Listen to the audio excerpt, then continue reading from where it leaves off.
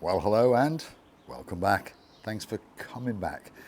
I had a little email the other day from a gentleman called Hayden, and he asked me for some of the views on some of the things that have happened in the past in Cyprus and perhaps some of the things that might be happening in the future. He's worried about the security of Cyprus, shall we say. So let's talk about some of those little issues.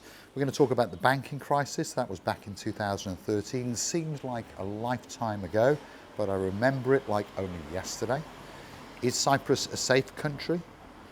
Turkey, what's gone on over there? And of course the Middle East, which is literally just out over the blue Mediterranean Sea. Now, I'm not going to delve into the politics and all those kind of things. I'm just going to give my view and assure you that Cyprus is probably one of the most safest countries in the world. So if you are thinking about coming here for a holiday, for a week, 10 days, a fortnight, or perhaps a little bit longer, or perhaps you're thinking about relocating to Cyprus. So let's talk about it, the banking crisis.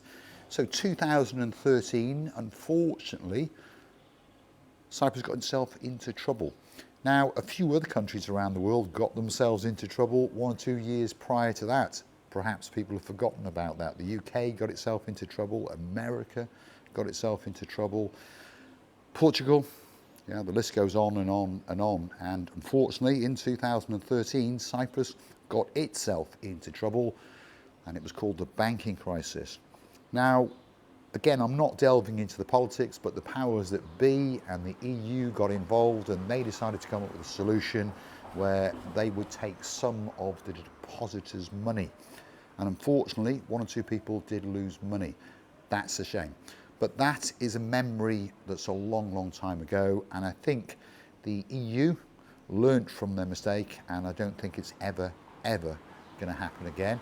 But of course, if you are worried about that kind of thing, there are maximum amounts of deposits that you can put into banks that then are fully guaranteed. Currently, 100,000 euros per bank, not bank account, per bank on the island of Love. So for example, if you've got just under 100,000 euros, deposit it at the Bank of Cyprus. If you've got 200,000 euros, well, put 100 in Bank of Cyprus and perhaps 100 in the Hellenic Bank. I think you understand what I'm talking about. And your money will be, I'm not going to say as safe as houses, but at least it's backed by the government and of course backed by the EU. So over a period of time, you will get your funds back. And of course, it's always wise to keep a little bit of cash under the bed.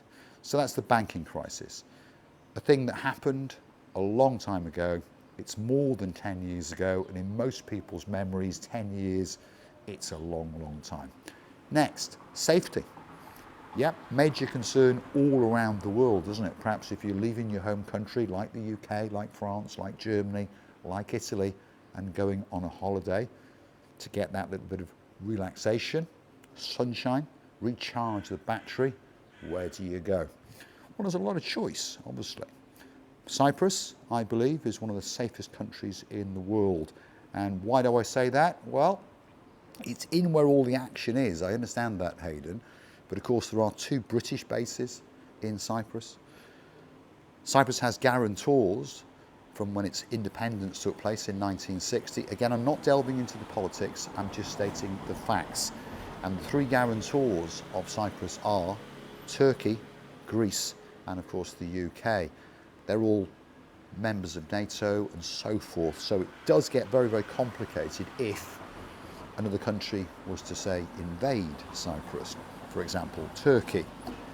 They've got their problems and their arguments that are taking place in Cyprus, but I think one day they will come to a solution, and fingers crossed, the 2 parts of Cyprus will unify and it will become one, because most of the normal people on both sides consider themselves to be Cypriots. Whether they are Greek Cypriots or whether they are Turkish Cypriots, they always say that they are Cypriots. So I believe, and many politicians do believe this, that sooner rather than later, yes, it's taken a long time, but Cyprus will become one country. And of course, that makes it even safer again. On top of the British bases and the guarantor countries, of course, Cyprus is part of Europe. So that makes it very, very important and again difficult for other countries, shall we say, to have their say. Now I know what a lot of people are talking about. They're talking about the Middle East and the troubles and terrorism and all those kind of things. But unfortunately, this now is a fact of the world. It doesn't matter where you go, there is a possibility of a terrorist attack. But to be fair to Cyprus, there's been some failed ones, but there's not actually been one that's taken place. And there's reasons for that. Cyprus is a very small place. It's a very family-orientated place. And on top of that, they've got a very, very good police force and a very, very good secret service. On top of that, there are many, many other secret services that are involved with security in and around Cyprus. So this makes Cyprus a very, very safe place. If something unusual is going on, it's pretty easy for us as residents of Cyprus, you as tourists of Cyprus, and of course the police forces and the armed forces and all the security forces to notice it. Hence, terrorism, I'm not saying it can't happen, it can happen anywhere. But in fairness to Cyprus, they take their safety and your safety very, very seriously indeed. The Middle East, yes, it's just over the blue Mediterranean Sea. There is some turmoil in one or two of those countries. I'm not talking about politics again. Unfortunately, a few people fall out, arguments go take place, and they have wars and all these kind of things. It's a shame because, as we all understand, most of the time it's the ordinary people that suffer. But again, you know, talking about the Middle East, there's many, many stable countries in the Middle East, and there's one or two that are a little bit unstable, shall we say. But their problems in general are contained to their area and they don't flow over back towards Cyprus. Again, as I've said, Cyprus is a very, very secure and a very, very safe country, a safe haven even for many of the people from the troubled countries in the Middle East that then choose to come to Cyprus. And in fairness to those people that come to Cyprus, the ones that I know work very, very hard indeed, and they contribute to the Cypriot society and the Cypriot economy. So my belief, and I've been here for 16 years, I've gone through the banking crisis, I've gone through many turbulent times in and around the world, and I truly believe, as many, many people believe, that Cyprus is an unbelievably safe country and a very, very secure country, and it will remain that for a very, very long time indeed. Some of the benefits of living in Cyprus, well, obviously the weather is almost perfect. I mean, to be honest, the weather in the summer, if you live here, is perhaps a little bit too hot. But of course you can chill out, perhaps get in an air-conditioned car, air-conditioned bars, restaurants and those kind of things, or just chill out by a pool somewhere, which is probably not on the top of your agenda if you're in the UK or Germany or France or Italy. You're probably bogged down with daily stresses and weather. So a fabulous place to come for a holiday, and an even more fabulous place to come if you are considering to move to another country. Now, if you're coming from the UK, it's got a little bit more difficult, but don't be thinking that you can't come to live in Cyprus, because you can. The income requirements are not as difficult to achieve as you think they are, and there are all sorts of different ways that you can come here. Now, I read every comment and I cannot cover every subject and every way that you can come to live in Cyprus. But there was a comment quite recently that said the gentleman proved his pension of around 21,000 UK pounds and a deposit of 10,000 euros, I presume, into a Cypriot bank account, and he gets residency and is allowed to reside in Cyprus and has been here a long time. So if you are retired with a decent pension, today 20-odd thousand pounds in a pension might sound a lot to some people, but to a lot of people it's not a lot at all. And of course you can top that up with savings. Perhaps those savings could be the liquidation of a property, cars, whatever it might be, to meet those income requirements. So if you can produce a decent sum of money and you want to come and live in Cyprus, you can. If you would like help and advice, you can contact us in our contact details in the description on this video. You can email us, telephone us, WhatsApp us. You can come and see us at the Marika and Me Lounge bar, like many, many people do. They sit down and have a chat with us. We tell them if we believe they can get to where they want to go, and then we put them in contact with the correct immigration lawyers for their type of case. And 99% of the time, their dream becomes a reality and they come and reside on the island of love. So like I say, if you want help and advice, contact us or come and see us at the Marika and Me Lounge bar. The services we can offer go on and on. If you are looking to buy that perfect property, we can point you in the right direction of estate agents and developers. Perhaps if you're looking to rent before you buy, again, we can point you in the right direction of some good rental agents with a good portfolio of properties that will hopefully find that perfect property for you. If you're looking to rent a car, buy a car, again, we can help you. Pretty much anything you want, we can help you with, and we can advise where to go. We've lived in Cyprus for a long, long time. Marika speaks fluent Greek, as many, many people understand. So again, if you want her to go with you when you're changing your water, your electricity, perhaps opening a bank account, what could be better? So come and see us or make contact with us, and we will come up with a suitable package to help you on your final destination, your travels to live on the island of love, which of course is Cyprus. And there's many, many benefits. The weather, crime, safety, security, the education service, perhaps if you've got children, great education service, whether you go down the local or whether you go to the private schools. And the cost of the private schools compared to the UK and France and Germany and Italy is a lot cheaper. So I think you understand that your money will go a lot further if you relocate to Cyprus. Some of the things that are more expensive, well, cost of living is overall cheaper, but some things are a little bit more expensive. I mean, your heating bill will normally be lower than in other European countries in the UK. Electricity, to be honest, is on about a par, but of course you don't need gas, and of course you don't need that much heating. And remember, you're out and about a lot of the time. Cars, yes, they're a little bit more expensive, but remember, they retain an awful lot of their value. So when you come to sell it in a year or 2 years, or perhaps in 10 years, there is still a value to your car. Food in general, when you eat out, is a lot cheaper than the UK and mainland Europe. But when you go to supermarkets, certain things, because as foreigners, we want certain things like Branston pickle, Heinz baked beans, Hellmann's mayonnaise.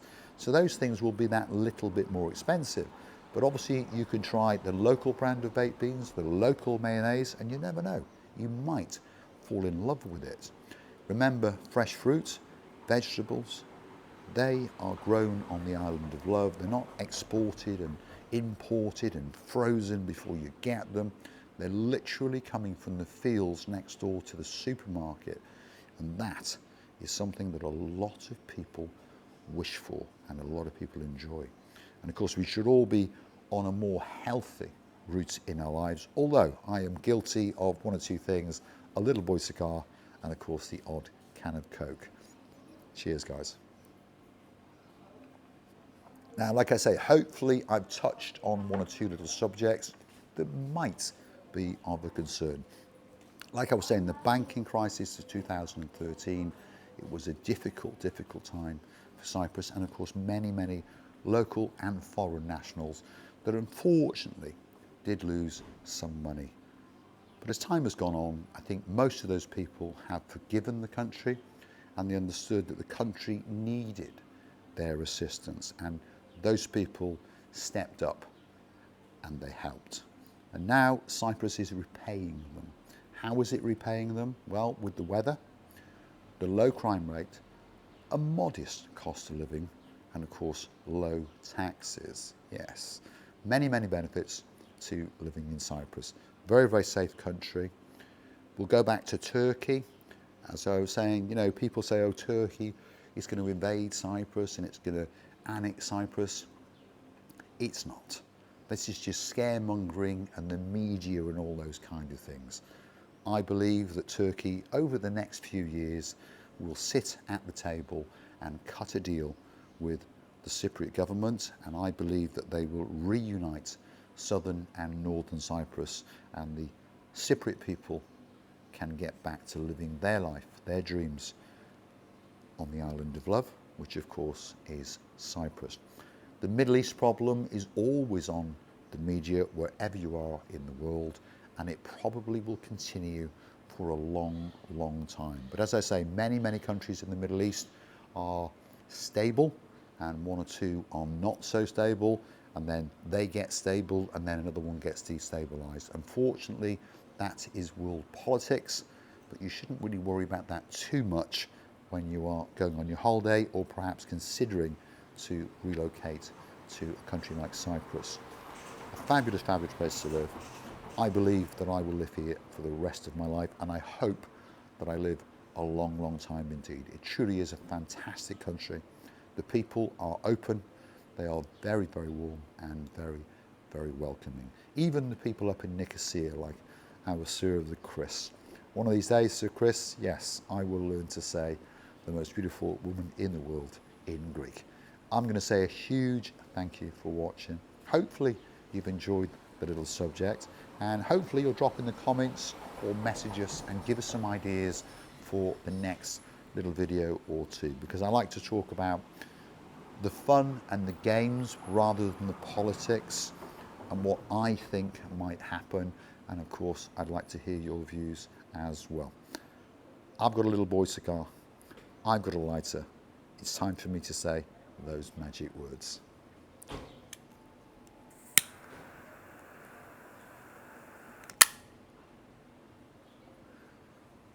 There is absolutely no doubt about it. Life is good on the island of love. If you like what you see, please hit the like, smash that subscribe. Please don't forget to keep on coming back. And if you'd like to gift us a virtual coffee or two, please go and hunt us down on the Buy Me a Coffee platform. Marika and Me, Buy Me a Coffee, up will come our landing page. You could choose to read a little bit more about us. Fingers crossed, you will gift us that virtual coffee, or via the super thanks on YouTube in the comment section, little heart-shaped button. That's how you could say thank you with as little as $1.99. If you're out and about in Paphos, why not pop and see us at the Marika and Me Lounge Bar. We're open from 1 p.m. until late in the evening. We would truly, truly love to see you. Thanks for watching, and I look forward to seeing you on the next one. Cheers, guys.